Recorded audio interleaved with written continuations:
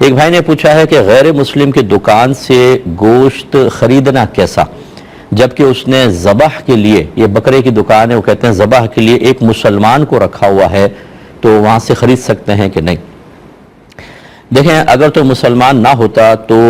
یہ حرام حلال پاک ناپاک کی خبر، یہ دیانات، یعنی یہ مسائل دیانات کے مسائل کہلاتے ہیں، اور اس میں کافر کی خبر کا کوئی اعتبار نہیں ہوتا، تب تو وہاں سے گوشت خریدنا بالکل منع تھا۔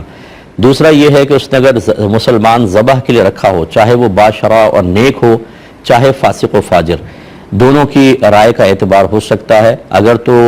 ایسا ہے کہ نیک ہے، پرہیزگار ہے، متقی ہے، باشرع ہے، اس سے کبھی جھوٹ آپ نے نہیں سنا، یعنی وہ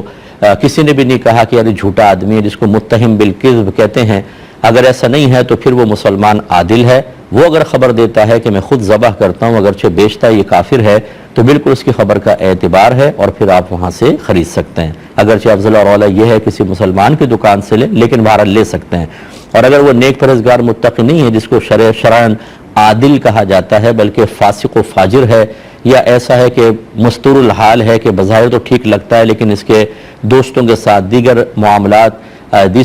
دیگر جگہوں پہ اس کے معاملات کیسے ہیں، جس کو مستور الحال کہا جاتا ہے، ایسا مسلمان اگر خبر دیتا ہے دیانات کے بارے میں تو تحری واجب ہوتی ہے۔ تحری کا مطلب یہ ہے کہ اپنے دل سے پوچھیں،